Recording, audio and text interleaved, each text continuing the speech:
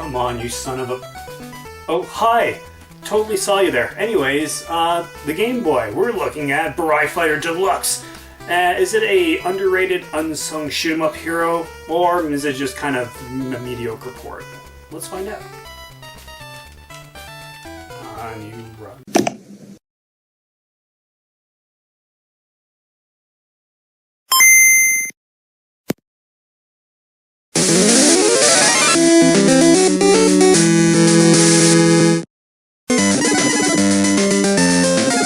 For the longest time, I viewed Konami's nemesis on the Game Boy as king of the intergalactic space warriors. But upon donning my Dragon Ball Z headset, Burai Fighter has got some teeth. It's over 9,000! 9,000?! Its bigger brother NES counterpart is also another one of those overlooked games, quietly blasting away hordes of flying aliens, as you play other more celebrated button slammers like Gradius, Gunnak, or Dragon Spirit. But whichever version you play, NES or GB, it quickly gets its hook set into you, and doesn't let go easily. Released to Japan in 1990 and North America in 1991 by way of developer KID, K-I-D, and published by NES luminary Taxan, yes, the fine folks that also bestowed upon us the gifts that is G.I. Joe and 8 Eyes on the NES. Burai Fighter Deluxe is a multi-directional shoot-'em-up that is quite challenging and satisfying. This game has us under control of a nameless hero, we'll call him Joe Nada, who is out to rid the galaxy of the evil Burai, a half-robot, half-mutant race of psychotic scum out to conquer the universe. So, it's up to us to strap on our proton packs and get blasting.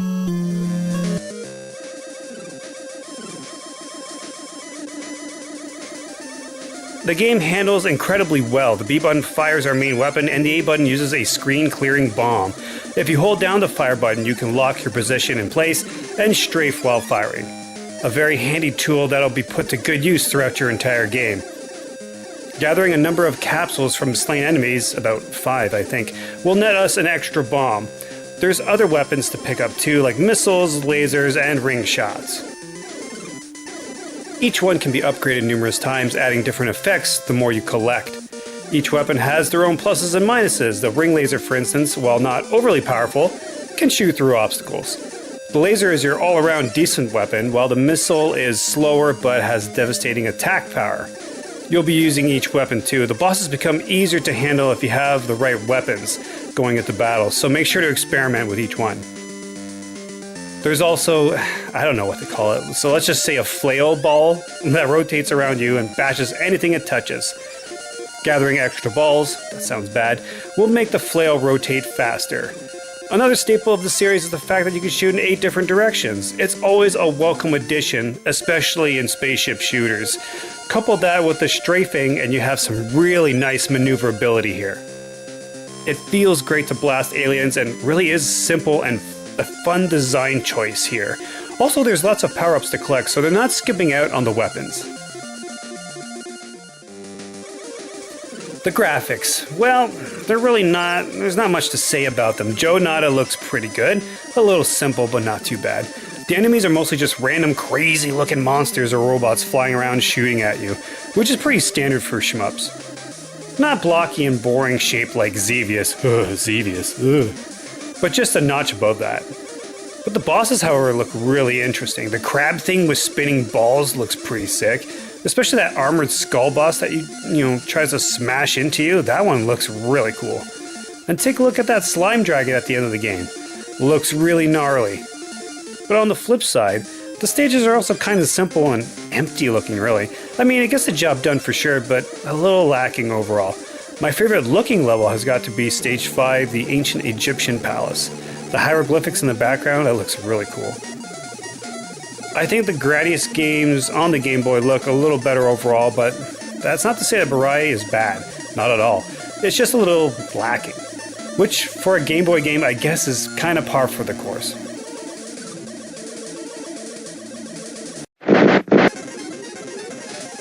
Musically, well, I find the music pretty much forgettable. The tracks aren't anything memorable or fun, more like paint by the numbers, if that kind of makes sense. R-Type and R-Type 2, both on the Game Boy, have great music, very catchy music in them. This one, however, leaves me wanting. Perhaps something rocking or triumphant like Nemesis, I don't know. What's in there works, but it just could have been way better. The sound effects are pretty decent, but the noise of some of your weapons can be a little grating on the ears. Again, not terrible by any means, but could have used some improvement. Who's that boss character? From the start of the game, you'll notice the password screen. Yes, this is one of those cooler cartridges that has a simple password system to remember. Just 4 letters, thank you. You shouldn't have any real trouble with this cart. For my first time playing through it, I jacked up the difficulty to the max ace level. I finished it in about 2 days, so it's not too rough. And yes, raising the difficulty will make enemy bullets fly faster, increase enemy toughness, so on and so forth. Although there are some regular gotcha areas, like in Stage 3, where if you take the wrong path, you'll get crushed. There's also some booby trap rock falls in Stage 5 that got me a couple of times too, but nothing a little muscle memory can't fix, a la Mega Man. I'm not really sure what the deluxe part in the title means. There's really nothing extra here. No options menu to tinker with, extra lives or continues, even a stage select like, again, Nemesis does. There is a racing versus mode if you have a link cable. So again, why call it Burai Fighter Deluxe? The NES version has the same difficulty levels and passwords. Hell, the NES game has 7 levels where the Game Boy port has 5. So really, you're getting a bite-sized taste of the NES game, if nothing else. Deluxe? Methinks not. It's Fang Skull! Overall though, Burai Fighter Deluxe is a good game, and great for a quick fix of shoot 'em up goodness. There are 5 levels here, 3 difficulty modes with a hidden 4th, ultimate mode of course, plenty of power-ups to collect, secret rooms to find, and cool looking bosses. The graphics may be on the dull side, and the music isn't really catchy or memorable. It is very addictive and has really good gameplay and tight controls. I had actually a hard time putting down Burai Fighter, so with that, I say give it a shot. And I'll see you next time. I'm Will. Take care.